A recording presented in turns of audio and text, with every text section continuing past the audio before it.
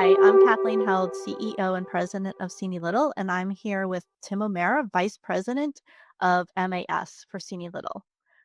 Tim, you recently wrote a blog on market research. Before a concept ever hits the drawing board, why is market research such a critical first step in developing a food service business plan? It's critical because that is the starting point of the program, of the business plan itself. You want to make sure that whatever it is that you are developing passes both the desirable and feasible test. So what you're essentially doing is you have something in mind, or your client has something in mind of what they would like to do. That's the desirable. So what we need to do is test the desirable and see if it's feasible. And you do that through market research. And we have many, many different tools in our toolbox for market research that we use depending on whatever type of client we have, be it a hospital, hotel, restaurant, college, university, or a business and industry client.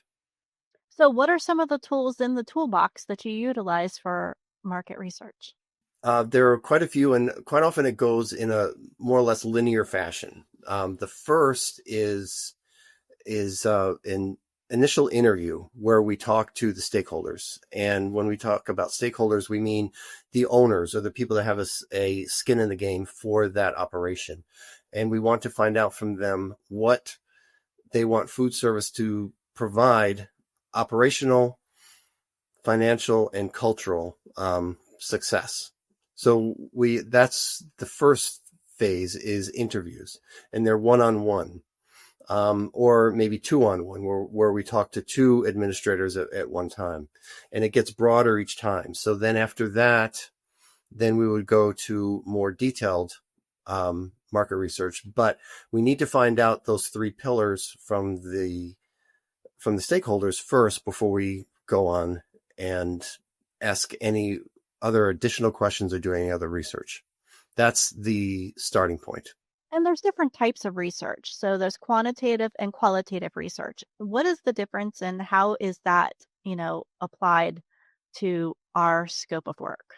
Qualitative and quantitative are the two different types of research, and it really determines, when you talk about qualitative, it's not statistically valid. Quantitative is. Most of what we do is qualitative, and that includes, again, interviews. It could be focus groups, and it could be surveys. When you talk about statistical validity, that's always a survey. That's where you want to make sure that you have an actual sample size that gives you a statistical set of data that you can be confident within a certain percentage, yes or no. Let's say 5%. So you can say, we are confident that 90% of the students on campus would like to have pizza. And we're confident that 90% is actually really somewhere between 85 and 95%, plus or minus. We don't always do quantitative statistical validity because it's usually not that necessary, but we can do it. And it's always the last phase. So, thinking about your experience, how have you seen solid research change the direction or save the success of a project? So a good example is in Miami. We had a performing arts center that had not had any changes in 50 years, and they wanted to upgrade what they offered, and including in that, they wanted to put in a high-end restaurant. And they were very excited about that high-end restaurant idea. And so our scope of work was to test that. That's the desirable. That was their desirable. And we had to test to see if it was feasible, which we did do, and determined that it wasn't feasible. It wasn't feasible because of the location of the Performing Arts Center in Miami, the traffic patterns, where the competition was, and the draw that building would have in that neighborhood. So we pivoted, and based on our research, and that market research actually included talking to the stakeholders, then doing market research around the Miami vicinity itself for competitive analysis. And then we determined that it should be a upscale restaurant, but not open to the public, but is tied to performances.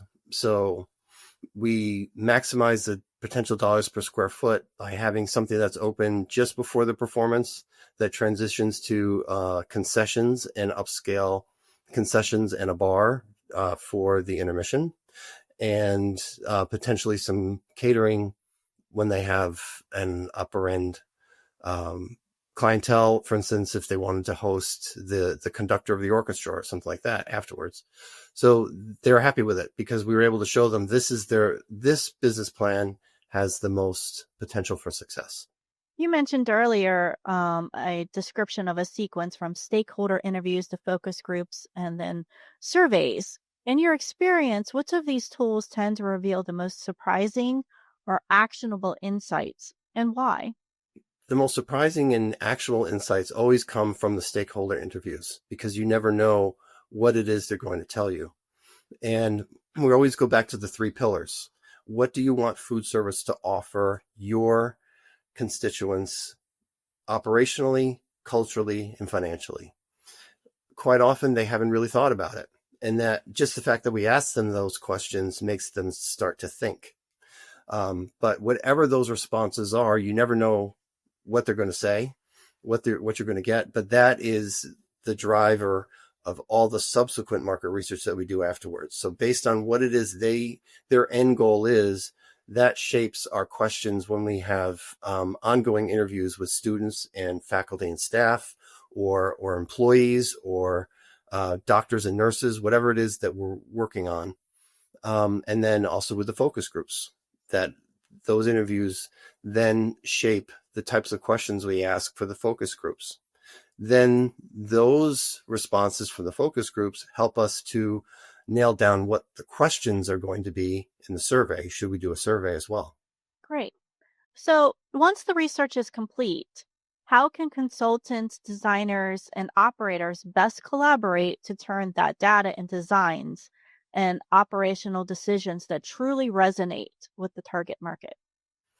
So the key is to look at the data and then always apply it to the desirable feasible test. And that desirable feasible test is based on the goals that the stakeholders have stated operationally, culturally, and financially. So if it passes those hurdles, it's something that we recommend. If it doesn't, then we don't. So for example, if we're on a college university campus and the majority of the students say, well, we would like to have all of our meal plans available 24 hours a day with full menus. Yes, that is what the majority of the students want, but it doesn't pass all the hurdles. It passes the hurdle of offering a big variety to the students from the university, for example, but it certainly does not pass the financial test most likely. So it has to be thrown out. So that's where everything goes back to what you determined at the very beginning.